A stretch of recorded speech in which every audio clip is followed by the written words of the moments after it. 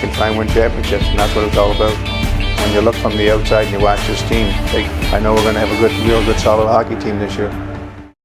What's up, everybody, and welcome back to Fireside Rangers. I'm your host, Anthony Rivardo, joined by my co-host right here, Eric Wilson. Today, we're going to discuss the New York Rangers, of course, coming off of a big win last night, but in recent weeks, the more recent games have not had that much winning success. There's been a lot of struggles with the Rangers lately, and some fans are starting to question head coach Gerard Gallant. So we want to have a discussion about Gerard Gallant. Should he be on the hot seat? I think he cooled the seat just a little bit last night with that win. He made some real big adjustments in the third period to will the Rangers to a victory. But overall, past couple weeks, the seat has started to warm up here, and we want to discuss that and kind of have an outlook on the season and what we think will happen with Gerard Gallant. But before we dive into all of that good stuff, Eric, how are you doing today? I mean, good. It's always a good day after a Rangers win. And, the win last night, it was an interesting one because it was pretty much the opposite of what we've been seeing in recent games, where the third period is actually what saved us rather than what caused us to collapse.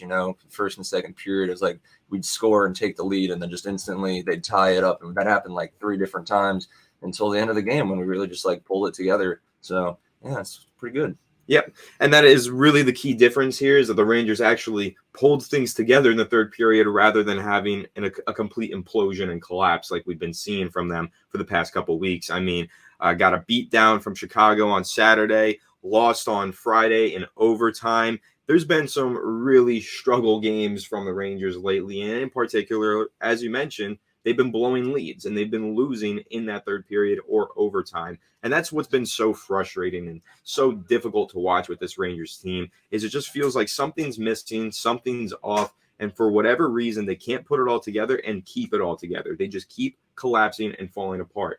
And a lot of fans feel like that's probably to blame the head coach for, because the Rangers have talented players. We know that. All of the kids, Kreider, Zibanejad, Fox, there's a lot of talent. Shesterkin, there's a lot of talent on this team. But for some reason, again, they just keep imploding. But again, last night, they didn't. And the reason why they didn't last night was truly because Gerard Gallant made some adjustments. And he made a really bold decision to switch up the lines in the third period, go with a new look. And that is what propelled the Rangers to victory. So, Eric, before we dive into what we've seen from the past few weeks from Gerard Gallant, let's talk about last night. What are your thoughts on that move from him to really propel the Rangers to the victory with the line changes in the third period? And do you think that might spark something in Gallant to turn things around here? I mean, yeah, I definitely think it will spark something. It was definitely a smart move, as we can see by the final score, because when you have a game that's going on where you're consistently taking leads and then instantly blowing it, you realize you got to change it up. You can't just enter the third period continuing that, because then that's how you lead into the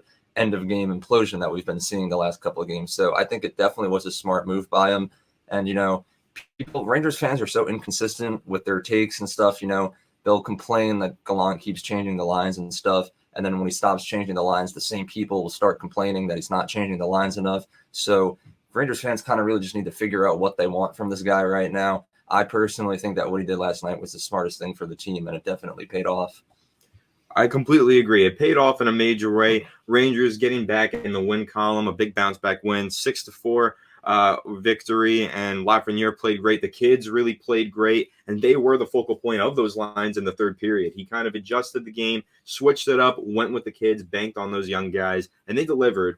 But over the past few weeks, that's not exactly what we've seen. We haven't seen Gerard Gallant make a clutch adjustment to find the win for the Rangers. We've seen the Rangers blow leads. We've seen inconsistent lines, a lot of line switch-ups before each game. You really never know what lines the Rangers are going with before each game. It changes by the day, and that's created some confusion, probably not only for the fans, but for the players as well. So let's talk about it, Eric. Is his seat hot? Do you think he cooled it last night? And what's the temperature rising to? I think after the win last night, I wouldn't say it's cooled, but it's definitely just he's able to take like a sigh of relief real quick. He finally got that big win that the Rangers have been needing. But I do think that the seat is currently starting to heat up. I wouldn't say it's hot right now. I think his job for now is pretty safe until the Rangers are a couple of games under 500.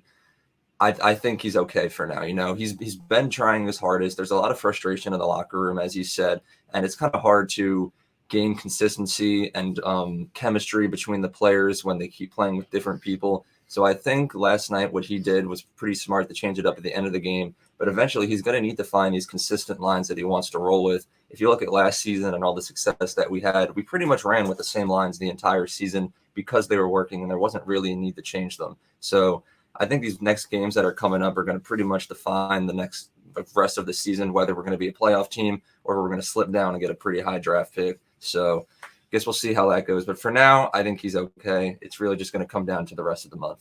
Yeah, and following that Saturday game where Chicago beat us up 5-2, Jacob Trouba was at like a complete loss for words in the locker room, and he could not even speak to the media, and it looked like he was trying to bite his tongue and not shift the blame and place the blame on anybody. But there was a lot of speculation that who he was upset with and who the Rangers are upset with was Gerard Gallant. And you kind of just mentioned that there, the locker room. There has been some issues in that locker room, whether that be the impact of no longer having Ryan Reeves or whether that be Trouba. We just had a discussion about him on last episode. Is he a good captain? Should he have been the captain? A lot going into this, but at the end of the day, if the locker room is starting to fall apart and we're starting to see from the outside looking in some real what's the word for it? Some conflict over there in the locker room. Who else do you look to but the head coach, right? So do you think that he's starting to lose the locker room and there's starting to be some turbulence based on, Gerard Gallant's performances as on his own, or do you think that it's really more internally with the players? I think there is a lot of frustration with the head coach from the players.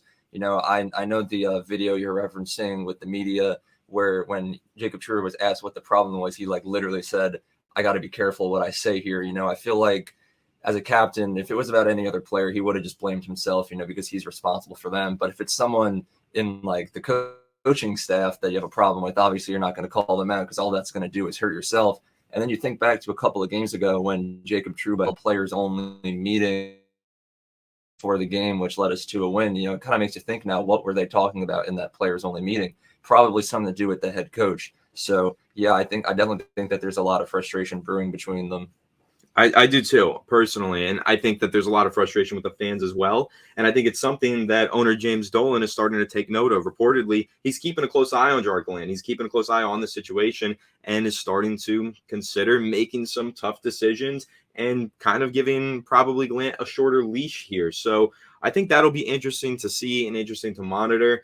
But in my opinion, I think that Gerard Gallant should be on the hot seat right now just because of how disappointing the Rangers have been this year, because we expected so much more. I thought that the Rangers would be, title contenders again, but lately they've just been slipping and falling far behind, and it's an issue, and it's something that needs to get fixed as soon as possible. So, Eric, before we wrap this up, just give your final thoughts and opinions on Gerard Gallant and how hot you think his seat deserves to be. I don't think it deserves to be super hot, but I definitely think he does need to be very concerned about the decisions that he's making in the coming games up here. We've had a lot of discussion on what the problem is. Was it Gallant? Was it Trouba? Was it the team? I think it's safe to say after the last couple of games that Trouba's leadership doesn't really need to be in question anymore. He's really stepped up his game a lot and his leadership. He's been getting in the fights, laying out big hits, defending his teammates. People will call him dirty, but the league is just weak. That's dumb. But I really think that Gallant is the problem here right now. And like I said before, these upcoming games are really going to define our season and pretty much his career. You look, the next 4 games we're playing against Vegas, Colorado, Jersey, and Toronto, who are pretty much all top 10 teams in the league. So Rangers really needs to get some wins here if you want to have a successful season. And it's really just going to come down to how well Gerard Gallant does his job. So yeah, you better be careful. Yep. If the seat isn't hot right now, it's not hot yet. Some losses here, that could make his seat really hot. So I think that this month of December, it's going to be putting Gerard Gallant under a microscope. There's going to be a magnifying glass raised over Madison Square Garden. We're going to be keeping a close eye on him, as is James Dolan, because, again, it's James Dolan. We all know how he is, and I'm sure that he's going to give a very short leash to Gerard Gallant if things start slipping up here around Christmas time. But that pretty much wraps up this episode. Let us know down below, what are your thoughts on Gerard Gallant? How do you think he's done so far this season? And how hot do you think his seat deserves to be? Let us know down below. Make sure to leave a like if you enjoyed this episode and subscribe to the channel if you're new. Ring the bell so you don't miss an episode, and we'll catch you on the next one. Have a good one, and let's go Rangers. He shoots. He's